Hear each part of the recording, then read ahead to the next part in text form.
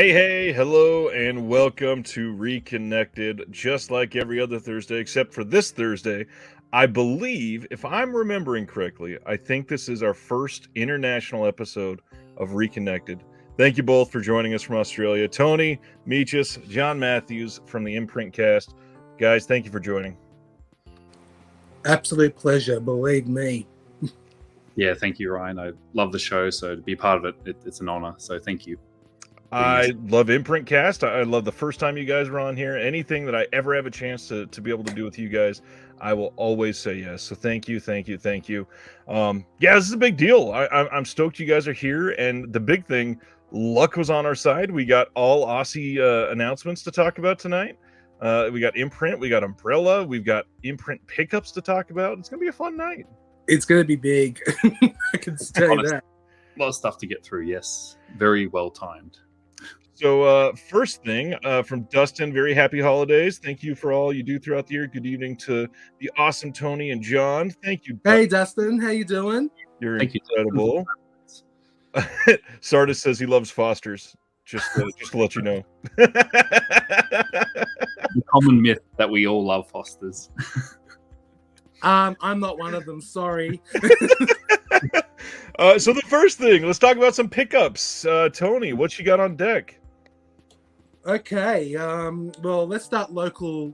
Pickups first. Well, I finally got this. The Vivision Gate. Need to get that. It's the only one. That's the only thing I wanted from that bundle, anyway. So that's the one I got here. And the rest are from Umbrella.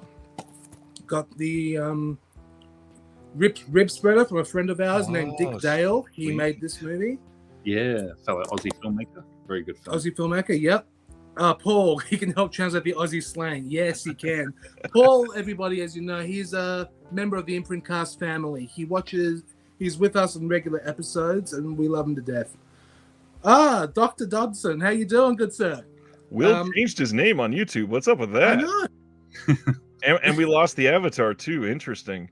Ronnie wants to know, what day and time is it in Australia right now? It is now Friday afternoon, 1:34 p.m. Nice. We are in the future.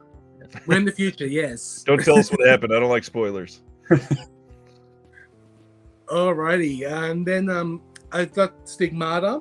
Oh, I need that one. That's a good. I haven't seen this in years, but I've always liked it. And then I got this Clive Barker's Lord of Illusions. That's a good shout. That's a good movie, and it's been out of print here in the U.S. for a long time. Oh yeah, no, I never owned it until now, which is because I love Clive Barker, and just never owned it. It's a good movie. It is.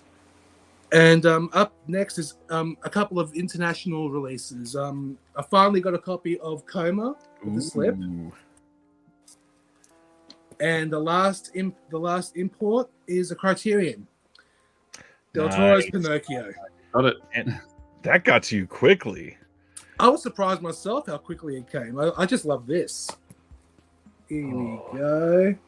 Wow, nice. Yeah, it just comes like that. You know? I mean, that's still a pretty cool design. It is a pretty impressive design, yes. When they did the trilogy, that was really nice too, though. Yep. That. Yeah, always great. Yeah. Annoying as hell to get to the bottom of, but still really nice. And lastly, I got a couple of things, and John, that I got stuff for you as well. Finally, after a long delay, our Imprint bundles arrived. So nice.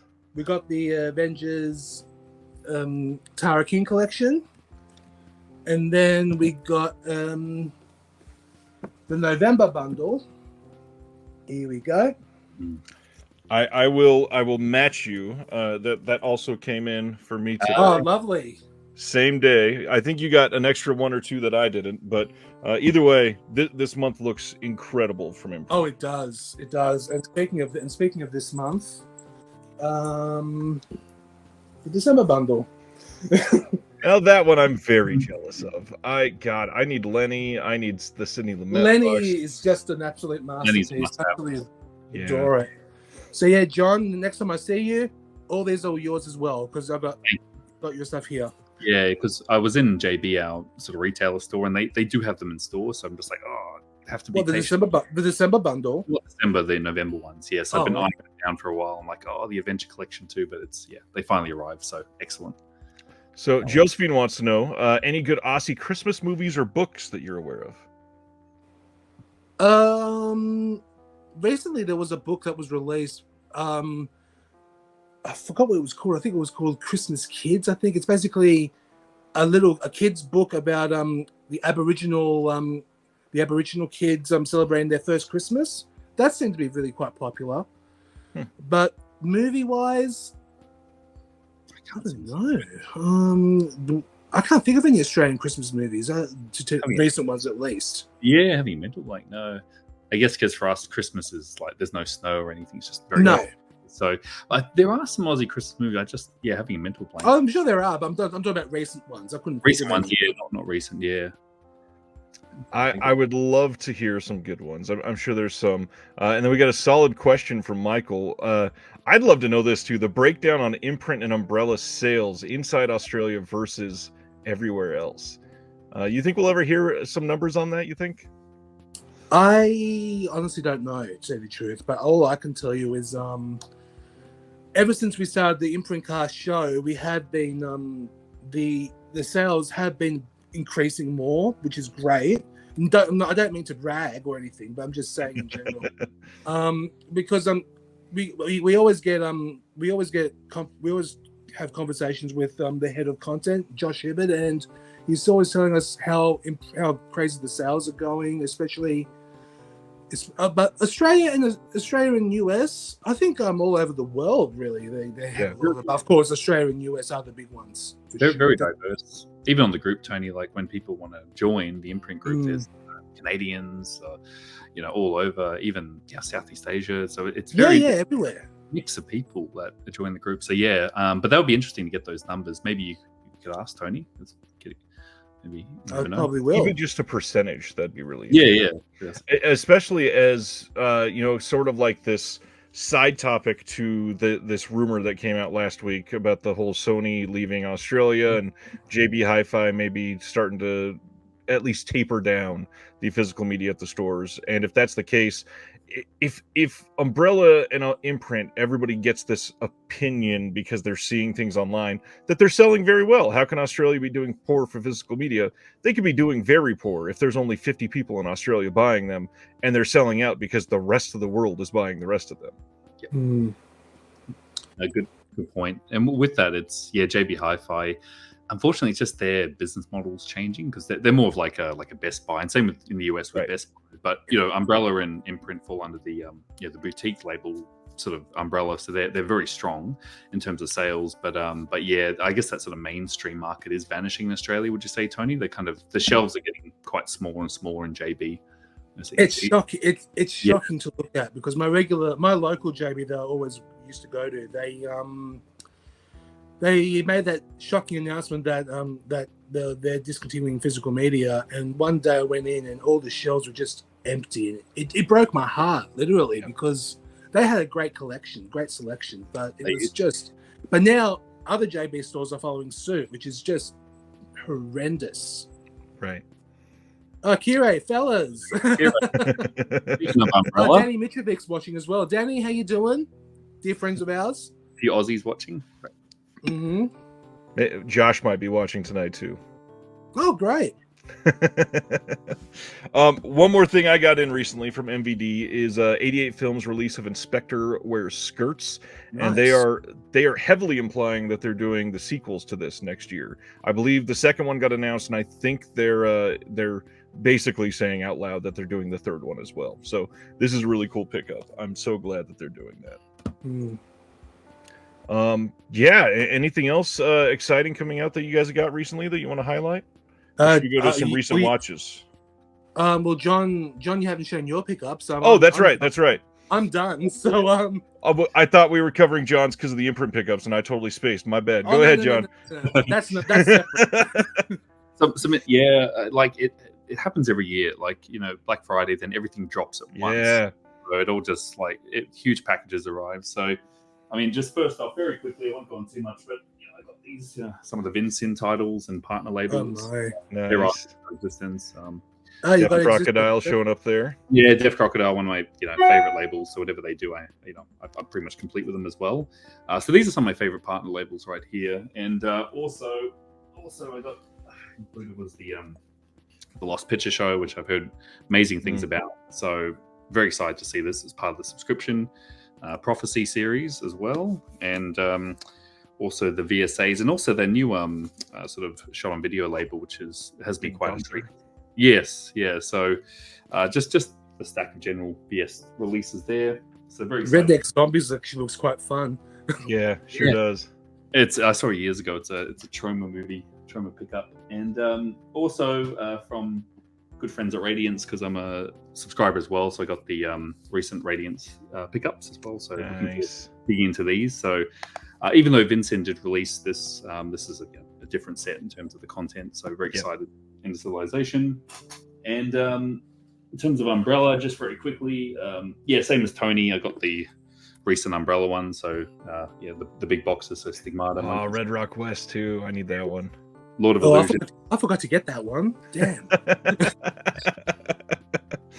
So you can still grab it, Tony. It's still out there. I'm sure it is. Great film. So I was happy got the Umbrella treatment. I almost imported the UK release, but I just waited, and thankfully Umbrella came to rescue. So the Umbrella ones, and I think that's almost it. And just a few more. Just the from Arrow, Tremors 2. So keeping the lovely series going. So very excited for this. So that's out of print now, isn't it? I think so. Yeah, maybe the hardbox one. Yeah, but surprised me. Yeah, because the first one went pretty quickly, and also I grabbed the latest Fun City editions because I'm keeping up to date with them. Yeah, as well. good. Yeah, love Fun City, and I don't know if just since they obviously went off on their own, I'm not like people should be aware they are still releasing films. I know in a few groups since they've left Vinegar Syndrome, like, oh, they're still releasing movies. I'm like, yes, they are. They've just gone on their own, so they're still doing great quality work. So Fun City, I'm going to support and buy every release as well. So that was my recent pickups. They do some good stuff, and I don't know if it's just marketing or what, but it feels like people have just kind of abandoned Fun City since they walked away, and they're still doing great stuff. I mean, we got Primetime Panic Volume 2 since they left, TR Baskin, we got that double feature of The Bitch and two French films. Yeah, great. And then the Dudley, it's a long name. Yeah, Dudley, I just got that from Dead End DVD down here. But it feels like, it's like people didn't follow them after Vincent, but I'm trying to get the word out, like, definitely, like, right, they do amazing work, so it's like, come on, like. I'm really excited for their Party Girl. That was everybody followed for Party Girl. That was like the one that everybody bought, and then everybody went, okay, now they're done. But they've also announced that they're doing Handgun soon, and that one I can't wait. The behind the scenes, the stuff that's going to be on that, I'm very excited. Yep. Let's see. We got a good question too from Michael. What is the best Aussie film that people outside Australia don't know? You answer first, Joe. I'll think of this one. Oh yes, good question. I think I may have championed last time I was on here the Chant of Jimmy Blacksmith. You did that one in the US and not too aware of it, or even outside of Australia. So that's one of my favorite Aussie films that every time I meet someone from overseas, they're not really aware of it. So Chant of Jimmy Blacksmith is one I'd recommend. Tony, are there any come to mind? There's so many, but there's so many. I love Ozploitation, of course, but probably the one I can think of most is Stone. I know it got a 7 release in the US, but there's Stone. Then of course the Nightingale, Picnic at Hanging Rock. There's just so many great ones, but there's probably one I can think of. It's popular, but in America it was called A Cry in the Dark, but in Australia it's called Evil Angels, and that was a story about Lindy Chamberlain, and that stars Meryl Streep and Sam Neill, and that's another good one. But sorry. No, I'm just going to say it's funny that A Cry in the Dark, was AKA Evil Angels, is a canon movie. Hard to believe, but it's actually a good one. So that's probably all I can think of at the moment. But I know there's lots. Oh, actually, and of course, Peter Weir's The Last Wave. That's another masterpiece as well. That's a really good one. There's a really good comedy no one has heard of outside Australia. They're a Weird Mob. Yes, Michael Powell.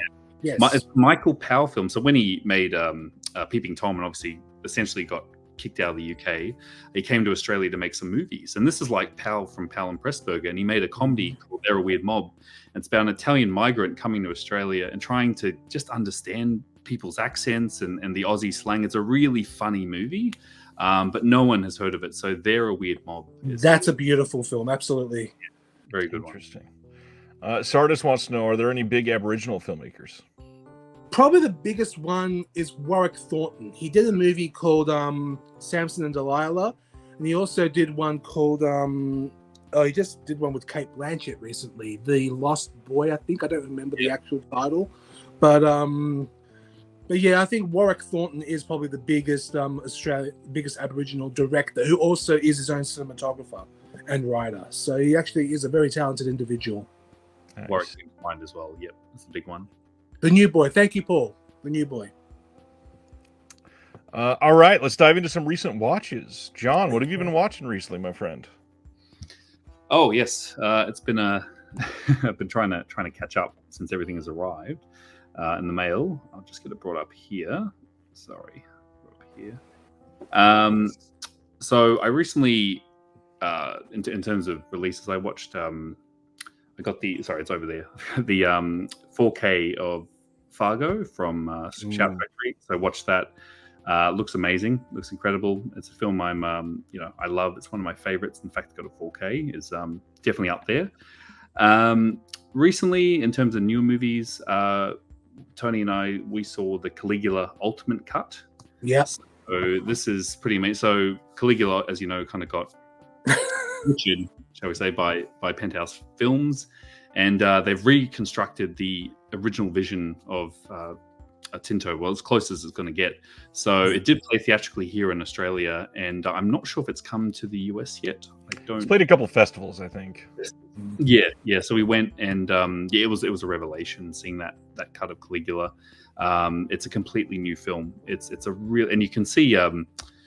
Basically, it was trying to do something like Fellini's. What was the film, Tony? On a mental blank. Satyricon. Satyricon, yes. In terms of the visuals, and actually, they took all the best shots. So that was a really good watch. Recently saw Thanksgiving as well at the cinemas. That was fun. Yeah, saw that. Nice.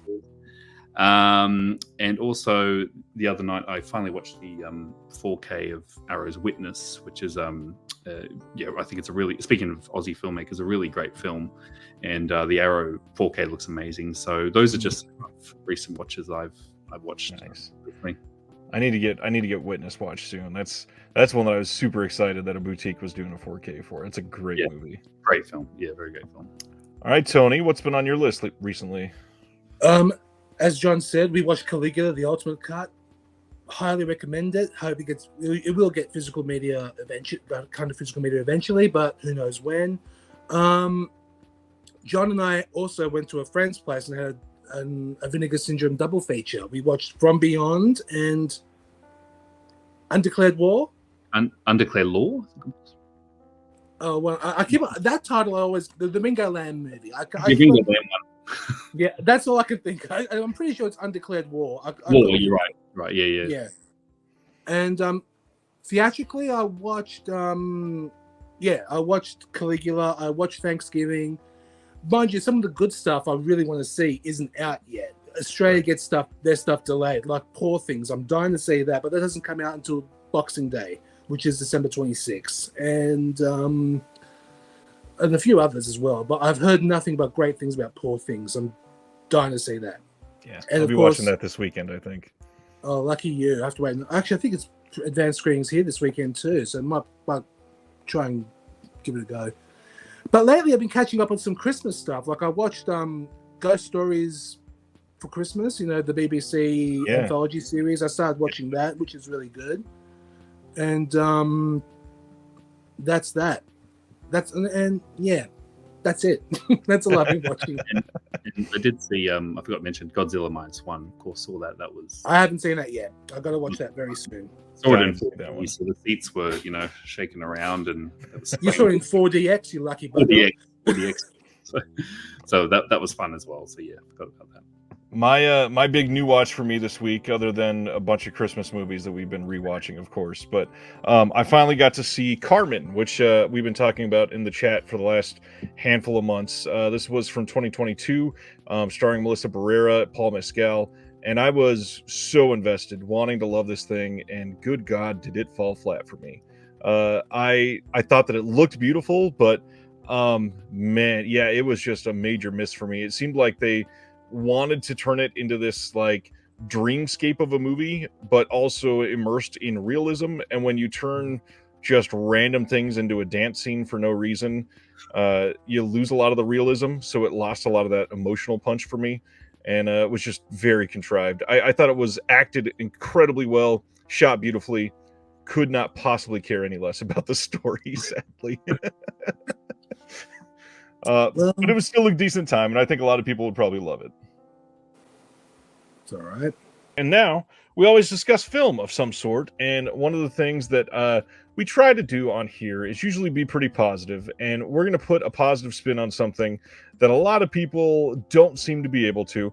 And I don't usually go for the ideas of like guilty pleasures, because I don't see there's a real reason to be guilty of what you enjoy. But there's a lot of stuff that we love that the world seems to hate. So tonight, we're going to share a handful of favorites that we each love that either got terrible reviews or have terrible reputations, or people seem to hate them. And we're just going to dive into why we love them and what we love about them, and share some fun movies. Any thoughts before we get started, gentlemen? Well, I'm looking forward to this topic in particular because I remember when we spoke to you the first time, Ryan, we discussed how much I saw this movie right here, my very first VHS rental, and then it brought my love for bad films, and then it just grew from here. And I'm really looking forward to discussing some of my favorites. Absolutely.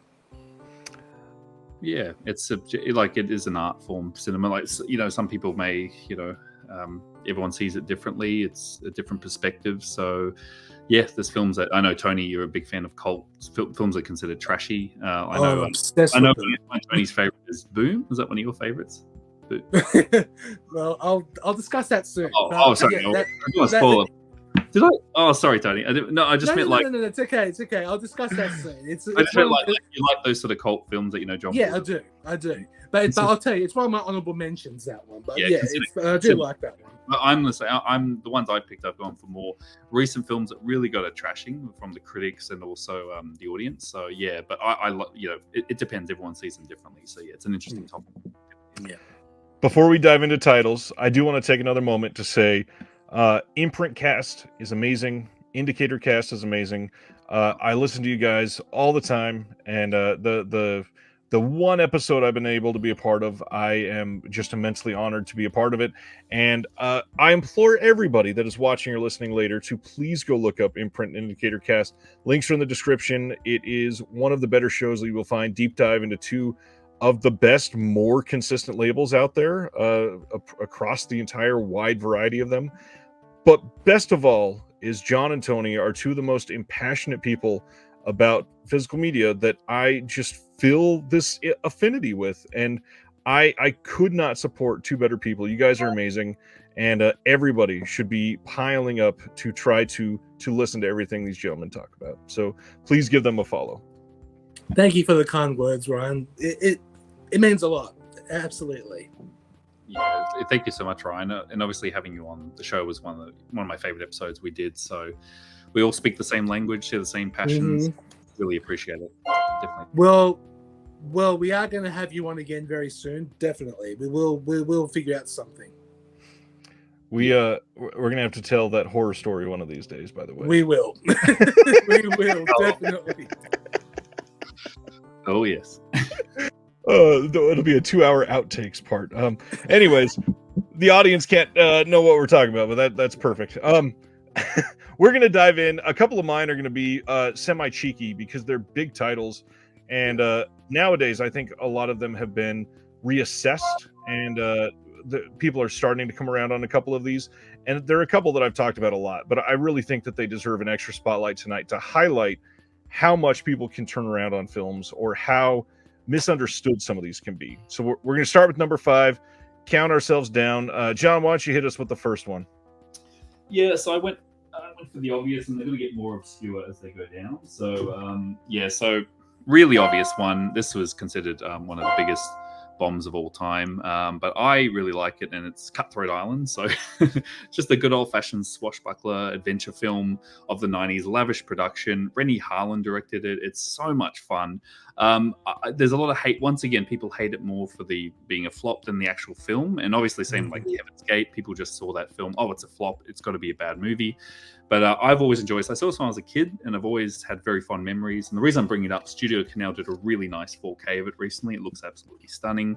But yeah, just I don't get the hate for Cutthroat Island. I get it. Yes, it did bomb, but it's not the worst movie ever made. There's definitely a lot more out there that's terrible. But yeah, this is one I really enjoy, and I thought I'd give it a spotlight because of the new 4K. So yeah, it's just a fun adventure film. I really like it, and it's not that terrible.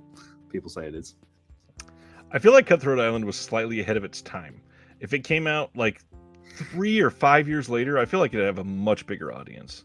It would have, yeah. Because then look, years later, you have Pirates of the Caribbean, and obviously this was just slightly ahead of the curve, and with the massive adventure budgets. So yeah, absolutely agree there. But yeah, really, really fun film. And before Cutthroat Island, Roman Polanski did a film called Pirates with Walter Matthau. That was a huge bomb as well. And that still hasn't got a physical release for quite a while. And that killed the pirate genre for years. It killed until it got resurrected by Pirates of the Caribbean. So yeah, killed it. So. Tony, what you got at number 5, sir? Okay, my number 5. This movie does have a special place in my heart because it's The Room. I love this movie. It's just so much fun. I saw it. There is a cinema here in Sydney called the Orpheum Palace, the Hayden Orpheum, I should say, in Cremorne in Sydney. For 11 years, they played this film the first Friday of every month. Jesus. And I've seen this 5 times.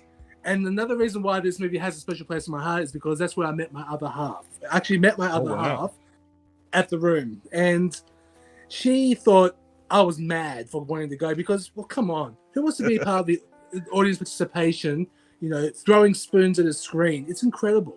It's a fun time. Just don't take it too seriously and you're fine. But yeah, this is that's my number 5. I absolutely love this film. I know a lot of people hated it, and of course, it's so popular now and made its own. There's an actual movie about the making of this film, the Disaster Artist, and that was good too. And yeah, as you can see, probably my copy is signed by Greg Sestero, who plays Hi Mark, and yeah, it was fun. This movie, it's really good. I love it. I know a lot of people hate it, but yeah, that's my favorite. That's my number 5. Greatest comedy ever made. Yes.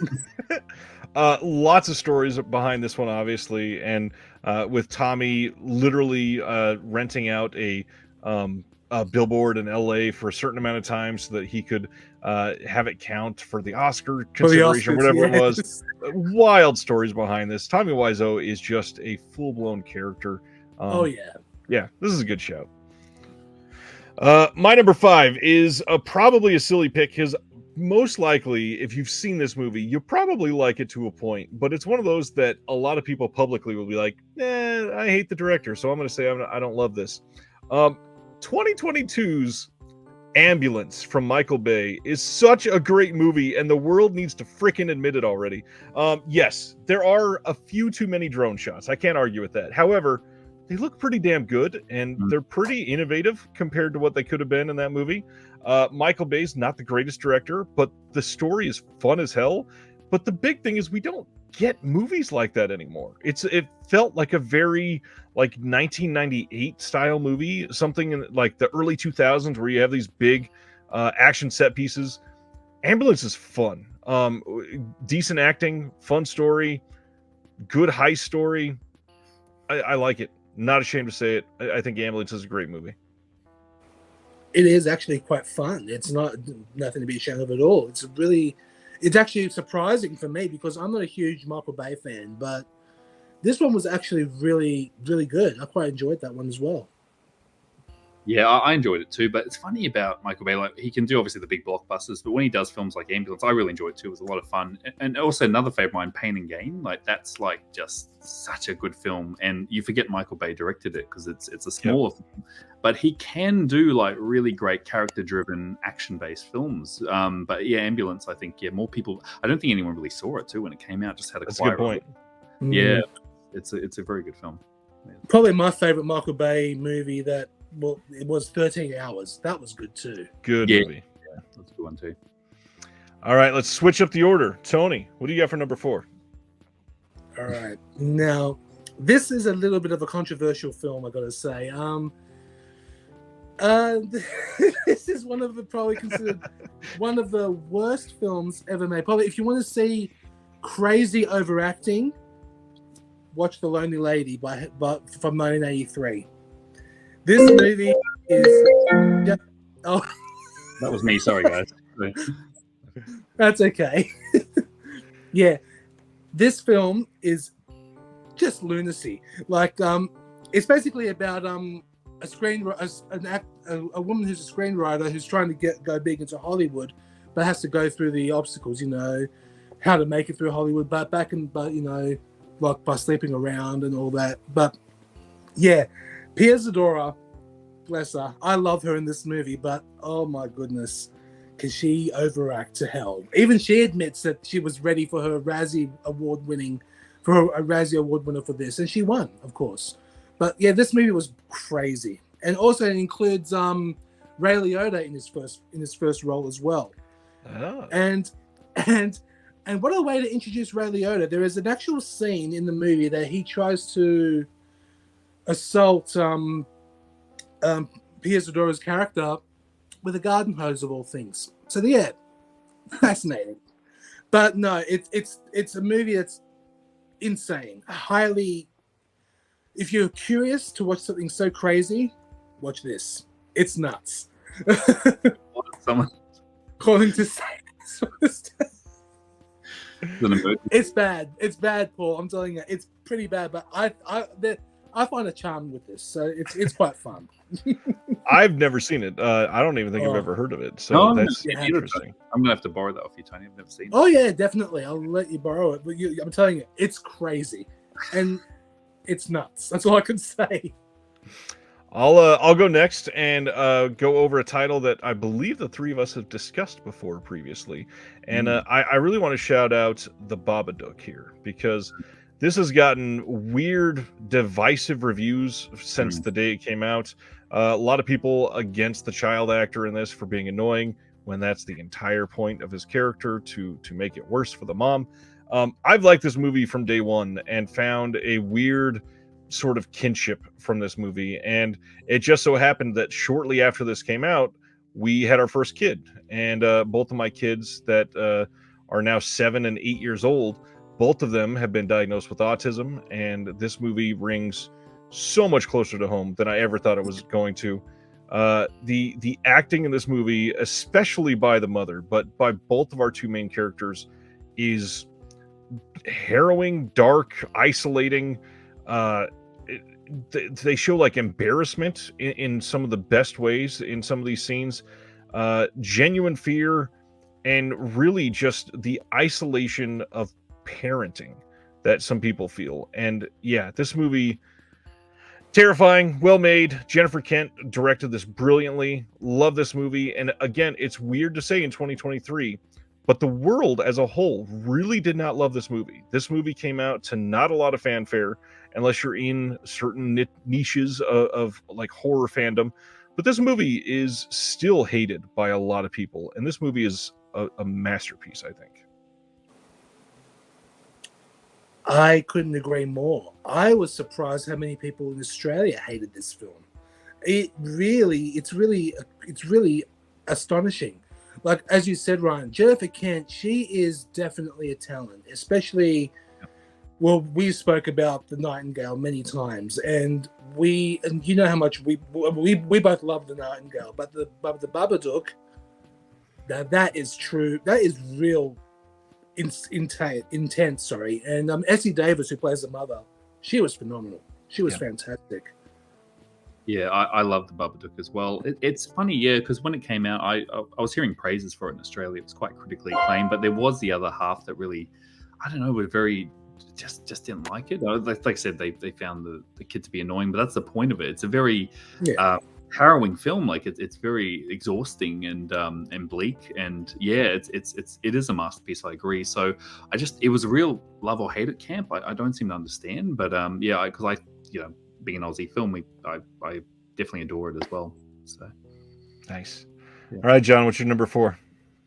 okay, so moving into horror sequels. Now, for many years, I've got a Hellraiser box set here. Now, I just want to talk about Hellraiser 4, which is an Alan Smithy film. Now, I've always championed this film, and it's really hated. Like, I think the Rotten Tomatoes score is abysmal, and for many years, people have just said nothing but horrible things about it. I saw it many years ago, and I really enjoyed it because, look, it is a flawed film because the Weinsteins went in and really messed it up. But it's a Hellraiser film. It's one of the last true Hellraiser films trying to tell the actual story of the Cenobites and Leviathan. It's not, the direct-to-video sequels that we get later on. This was a big, last theatrical film, but it was meant to be this historical epic. It goes from, when the box credited to modern time to the future, and it was the original cut was this spanning horror epic, and I've always even in its flawed form, I still enjoy the film. Look, could it be better? Yes, but I don't think it deserves the hate it got. Like some people saying Hellraiser 4 was one of the worst horror movies ever made. It's definitely not. Look, I'm glad Arrow included it, and they did include a work print, which is different. They did include, which actually improves the film because it actually adds it in the original order it was meant to go in.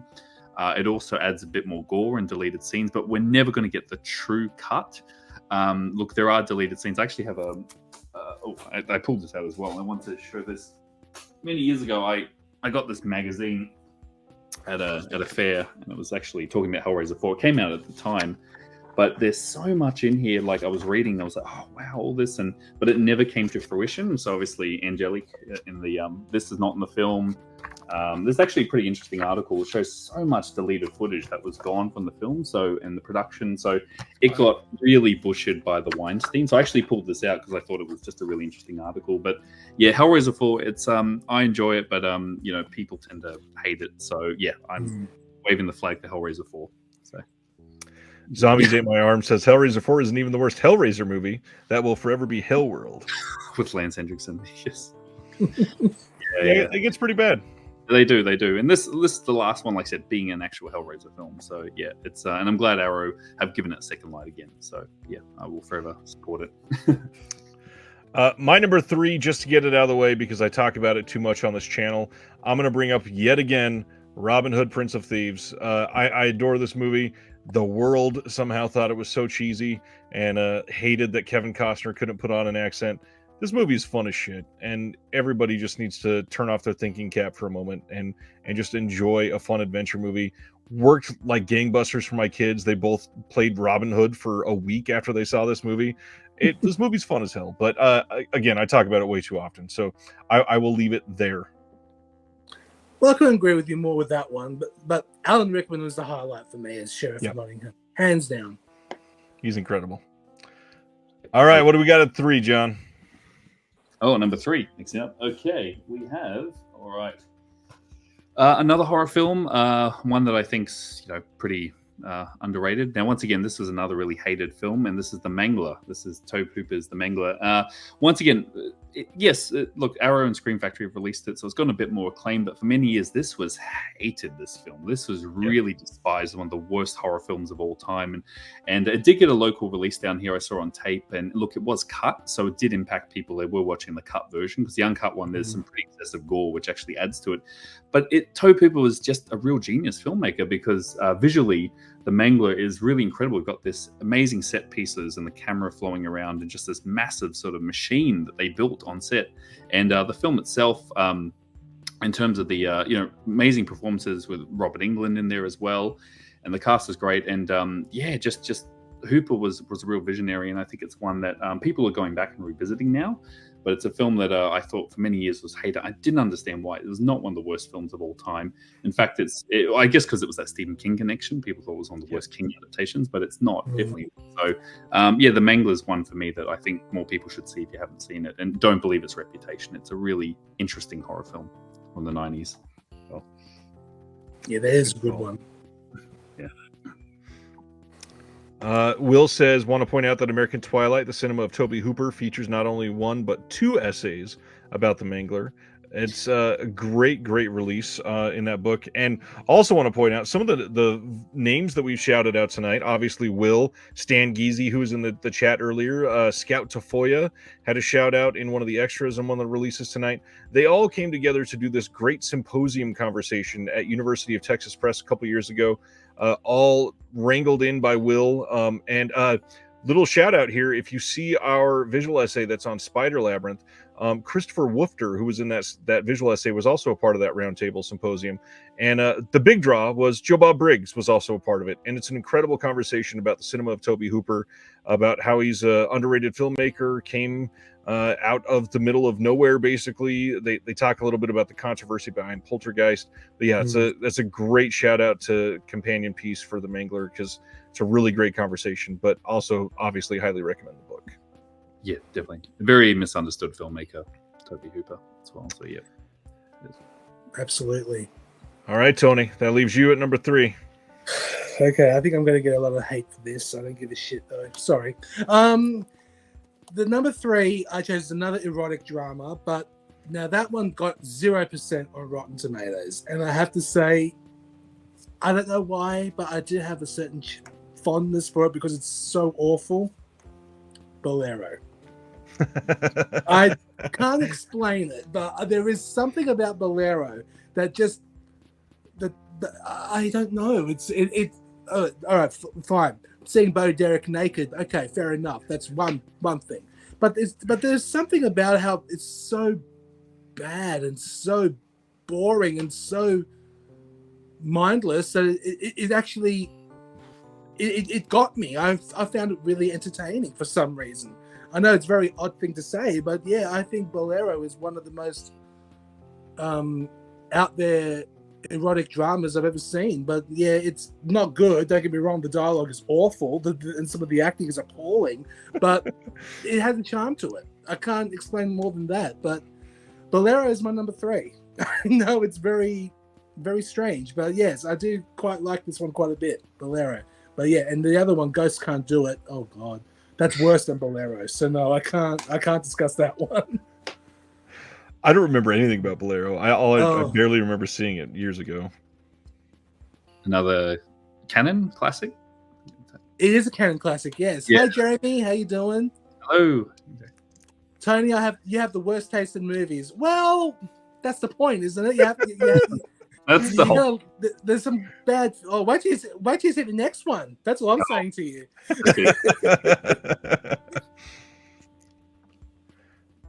Will says, Tony, you're absolved. Bolero so bizarre as to be nearly Lynchian. Will, what are you talking about?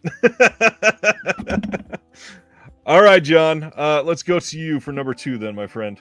All right, number 2. Once again, another head scratcher, because I'm just going for films that are really slammed by critics. And this is the 2000 film Bless the Child. Now, this is currently I saw this when it came out, and I always liked this film, and thankfully Screen Factory just gave it a Blu-ray. But it's sitting at a 4% on Rotten Tomatoes, and it's actually in the bottom 100 Rotten Tomatoes horror film list. God. It is not that terrible. It's not. No, and this is this is from Chuck Russell. This is the guy that gave us the Blob remake and Elm Street 3 and so many classics.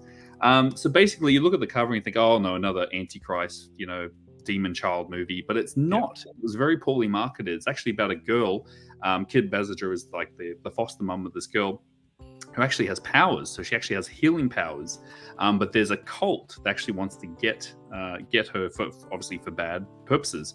And it's a really fun film. Like there's a detective, there's non-stop action. It's really well crafted, and it's just a really great film. There's amazing performances throughout. It is not a 4% film. This is a really good horror, like I guess like I said, sort of like cult genre film. And it's one that I think people should give a second chance. I'm really happy that Scream Factory gave it a Blu-ray, but just to see it sit on 4%, that's ridiculous. It's not a 4% film, so yeah, it's not as terrible as the reputation is. It's not. I saw it when it came out as well. I quite liked it very much. Yeah, very stylish, because Chuck Russell's always been a great stylish director. So yeah, it's just don't believe yeah. That's the thing. Like, it was in the back of my mind because it's been years since I saw it, and then the Blu-ray came out, so I gave it another chance. But yeah, just not a 4% film. That's for sure. Yeah, I agree. This one's pretty decent. Now I'm dying to see. Paul is asking you, Tony, is the next one what I think it is? Tony, how bad are we getting there? Oh no. What's number 2? This movie got 3% on Rotten Tomatoes, but it deserves it. But as I said, I saw this theatrically in 2000 when it came out. I couldn't stop laughing for the life of me. Battlefield Earth. One of Tony's favorites. I know, it's bad. I admit it's horrible. It's one of the worst films ever made, but it's great for a laugh. It is some of the funniest dialogue, funniest acting, funniest. It's just funny. It's just one of the worst sci-fi films ever made, but it is hilarious. I can't explain it. John Travolta is just nuts. Paul, oh dear. Was it what you thought it was, Paul, or no? No, it was. Yeah, this one I have a soft spot for because it makes me laugh when I'm feeling down. So yeah, that's why this is my number 2. Sorry. Yeah, this one deserves to be tucked away in a drawer. Oh yeah. I'm not normally one to crap on it, but yeah, this movie's just so bad. This is like it is. Scientology the movie, and it's just not good. And I remember just the camera angles, that film. It was giving me a headache. Angle, yeah. Oh my, yeah. I love how I'm saying that, and then I have to defend what I'm about to say. Okay. So mine is going to be much more modern than Battlefield Earth. This is actually a partner label release that I had heard about before it was announced, and this came out through Utopia. And this is a 2020 film called Shit and Champagne. And this is a movie about a stripper who is expecting her boyfriend to propose. And instead, there is this wild crime exploitation film that follows. And this movie got a lot of hate. This is filmed by a bunch of people that are drag queens that are known in the scene, that are very well known for over-the-top acting, and oh my god, does the humor just hit for me hard in this movie. There is a line in this movie, not kidding here, where somebody says, "The last time I saw you, you were crashing harder than a princess in the tunnel." And that is just such a lowbrow joke that it is so funny to bring up in 2020 in a movie. The acting in this, like, if you're expecting good continuity, this is not the type of movie for that. This movie is incredible. It's campy, it's crass, it's like this courageous, just out of nowhere attempt at being funny and subversive at the same time. The tone of this whole thing, it is set like a 70s like Foxy Shazam type film, and it's so good. People that have never seen Shit and Champagne, if you read a review, don't believe it. This is easily like a 4.5 star film for me. Love this movie. Oh, I'm just thinking about that old South Park joke. I don't know if you've seen the episode of Jared Has AIDS from South Park. After 20 years of a bad event happening, it's finally funny. I guess somebody must have hated Shit and Champagne again. I haven't seen it, but I got it. John, do you have Shit and Champagne? I do, yeah. I got it during, once again, a sale. I think it was like one of the 10 for 10s they did, and I took a gamble on it, and it was worth it. It was really, I enjoyed it. I thought it was a lot of fun, and once again, I was reading a lot of hate for it online. I thought it was going to be pretty terrible, but I took the gamble for $10. I got it, and yeah, it was really good. I would have paid full price if I'd known how good the film is. So yeah, it was a lot of fun. It is so fun. I'm glad everybody else likes it. All right, I think we are on our number ones then, gentlemen. Let's go to the absolute bottom of the barrel, and we're going to start with Tony on this one, just to get it over with. Cut the head off the snake. Well, I had a couple of honorable mentions, but I had like, if you want a good double feature, I'll just do a quick honorable mentions. If you want a good sci-fi double feature, this is it: Plan 9 from Outer Space and Robot Monster in 3D. That was a really good double feature. And no kidding, every New Year's Eve in Australia, after the midnight fireworks display is shown on television, one movie plays every year since the 80s without fail. And this can't stop the music. This film is just nuts. And of course it has Bruce Jenner back then, as well as Valerie Perrine from Superman. And yeah, it's a fun film, but not great. And then the movie that John mentioned earlier that I was going to give his honorable mention was Boom. This movie, if you ever want to see a film with Richard Burton, Elizabeth Taylor, and Noel Coward drunk out of their minds while filming, this is the one. And it's one of John Waters' favorite films. I saw this at the Sydney Opera House when John Waters was there doing a double features film from Hell Festival. And this was one of them. And yeah, this one I highly recommend. But my number one movie is the 1995 masterpiece, Showgirls. I watch this religiously, and my other half, she's never seen it, and she absolutely adores it.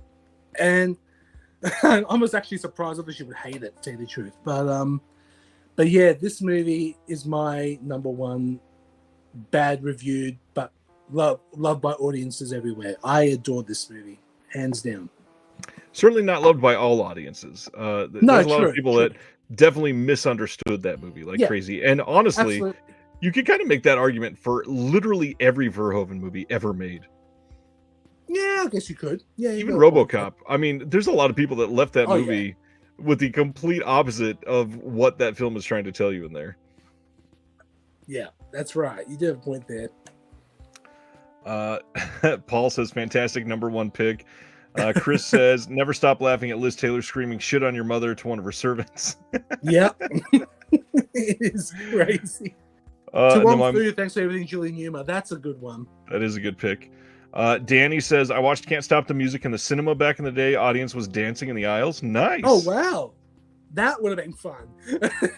We don't get enough stuff like that anymore. Like the videos of RRR screenings last year with everybody going crazy with like the director leading people in the dance to a couple of those songs. That's freaking awesome.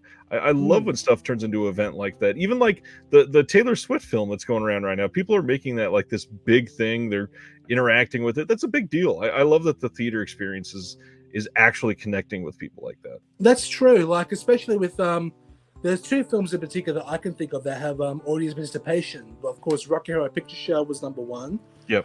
But another unexpected film, which also got bad ratings, but some audiences loved and some audiences hated, was Mommy Dearest. Mommy Dearest has a bloody drag show, for crying out loud, reenacting the entire movie. It's great. Mind you, I haven't seen it in the theaters, Mommy Dearest, but I would love to see a drag extravaganza of it. That would be fun. So John will be back in just a second. He had to take a quick call, but I do want to shout out my number one, and this probably will not come as a surprise to a lot of people if you've been watching this for a long time. I'm not going to say I'm an apologist for all of his films, but my number one here is the loathed, absolutely hated, most of the time called worst in the franchise, Rob Zombie's Halloween 2. Now, this movie is insane, and I know that. It has white horses, which still to this day, nobody knows what the hell they're there for. It has some intense scenes that really don't seem to fit in the movie, but I think that this is more speaking to him as a filmmaker. And when you look at his contributions, it's very clear that he should not have made a Halloween movie. He probably should have been tapped to make the Texas Chainsaw Massacre remake. We all know that. But at this point, they exist. We've already done a full trilogy since then.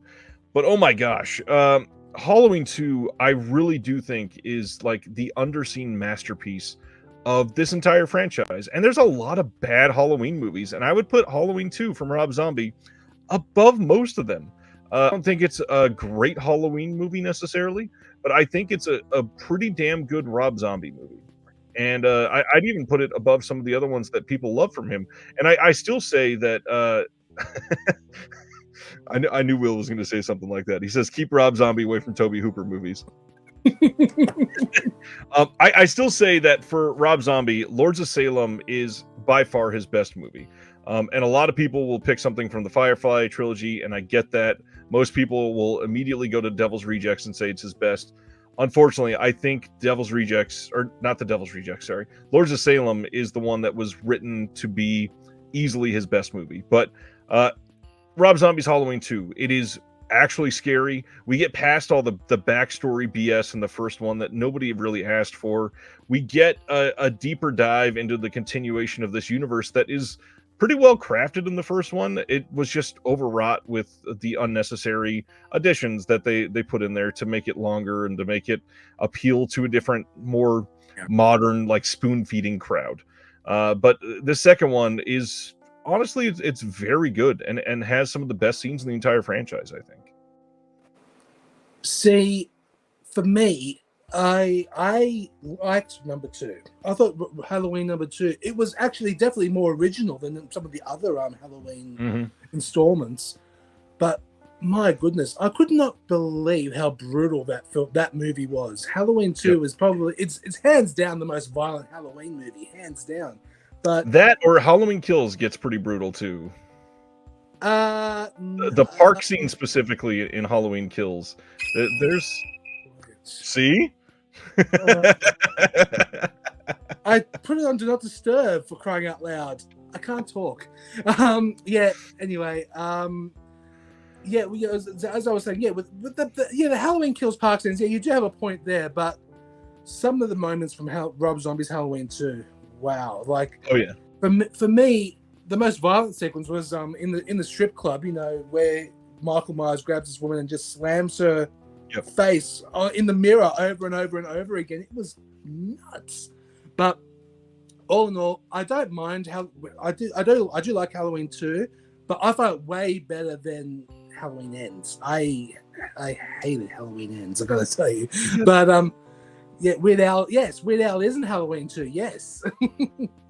And you had mentioned some honorable mentions. The big thing I wanted to throw out here, which is going to be really funny because hardly anybody ever talks about some of these sequels, but it happened to get brought up tonight because John showed Tremors 2. I am a huge apologist for Tremors 4, and it seems like everybody hates Tremors 4. Tremors 4 is the one that takes place in the Old West, and something about the Old West aesthetic makes so much sense for the Tremors franchise. I wish they would have made like a trilogy of 1800s Tremors films just to see how people dealt with it, with no technology, no crazy guns, nothing, off the wall. We're going to use, these homemade explosives, whatever. I want to see them try to like go in a mine shaft and take makeshift dynamite sticks to try to fight their way out of this wonderful town. Tremors 4 is a gift to humanity. And I don't care what anybody says. That's easily one of the best sequels. It is a good sequel, Tremors 4, definitely. I don't see the hate for it either. So much fun. So much fun. I've tried to stall so that we could hear what John's number 1 is. Yes, right. Simner. Basically, Prey with Tremors. That sounds amazing. Let's read some comments. I'm actually curious. DC, I'm just reading. Angel Q. Henry, love Mummy Dearest. Yep, good. Jeremy Long says, I'm going to have to send you how I look when I dress up for Rocky Horror. Oh, please do. Halloween Ends wasn't the best when Paul Berryman, the blackout, made it better. Yes. What happened was I hosted a movie night at my place, and Paul, John, and a few others from the Imprint cast team were there as well. And all of a sudden, my suburb was in a total blackout for a few hours, and we just had a nice nice catch up with drinks and something to, and lunch, dinner or something in the back out in the veranda because it was a hot night. But then the lights came on at 11 p.m. And then we decided, do we watch Halloween Ends or do we skip it because it's getting late? Let's watch Halloween Ends. So we watched Halloween Ends at 11:30 at night, and my goodness, that was a mistake. We all hated it, and I remember calling it. It's not called Halloween Ends. It should really be called Corey's Story. Yeah, I did not like it at all. I can't explain it, but it's just I just found it boring. But the thing is, everybody talked during the movie. But in my movie nights when we host, no one speaks. But unless the film is awful, and of course Halloween Ends was. I didn't like it. Sorry. Well, that story was the perfect amount of time to bring John back on for his number one pick. Very sorry about that, guys. It's all good. Emergency with work. Got a call, so sorry about that. It's all good. All resolved. Good. Did I hear Halloween? Or was that right? we were talking about Halloween Ends night. Remember at my place? Oh yes, yeah. That was yeah. Suzanne drank the whole bottle of champagne to get through it. Yep, terrible. All right, so sorry, everyone. I left everyone in suspense. Yes, so my number one is a comedy from 2004, and it is the comedy Envy. Now, this film is very hated by a lot of people, but you have to understand some context on this. I saw this film when it came out, and I always thought it was a very weird film. Like it wasn't terrible. It was just very unusual and bizarre. Basically, the story is there's Ben Stiller and Jack Black are neighbors, and they work in the same sandpaper company. They're really good friends, but then Jack Black comes up with an invention to get rid of dog poo called vaporize, and he sprays it and it vanishes and disappears. And he said to Ben Stiller, do you want to come in on the deal and we'll split it 50-50? But Stiller's like, no, it'll never work. But his invention does become successful, and Jack Black buys a mansion across the road from him, is very rich, very wealthy, and Ben Stiller's stuck in the same boring daily job, and the envy begins, and he really hates Jack Black. And it's a really bizarre, dark comedy. And once again, this film, I mean, this was directed by Barry Levinson. Like, this guy gave us Rain Man and Good Morning Vietnam and like real classic films. Like, he is not a bad director. And also the talent behind this, you got Christopher Walken in this film as the J-Man, and all like a real bizarre cast of characters. And it's not like, I think people going expecting a ha-ha funny comedy, but it's not funny. It's a very black comedy, very dark comedy. And the problem was, once again, the studio meddled with this film. Originally, the original cut went through a test screening. It was too dark. It was so dark that they actually said, no, we've got to chop this up. And you can see the reshoots. They came back and reshot the film. So the original cut, I'm very curious what it would be, but it's not the worst comedy ever made. It's I think if the original cut was found, I think it would be up there in regards to the cable guy, was hated at the time, was not funny, just too like bizarre and dark. But it's a film I really like, and just a very surreal comedy. And even the way it's shot, it's very sun-drenched, and it's like in an alternative reality. It's like a 1970s office. It's a very strange film. So look, I don't know if his original cut will ever be released. This was a disappointment. It did get a Blu-ray from Shout Factory. I was really excited. And there are some extras, but it's just like a photo gallery. But there's a ton of deleted scenes you can see online through trailers and stuff. So if his original cut will ever be released, I don't know. Maybe because the studio were wanting a film like this summer, Ben Stiller, but it's not. It's actually like I said, a more complex film than what you think it is, even though it sounds like a very silly premise. But anyway, that was Envy. People shit on this film, no pun intended, but I think it's a really bizarre, underrated comedy. So that was my number one. So I don't know if anyone's seen it or rewatched it, but it's a really surreal film. So.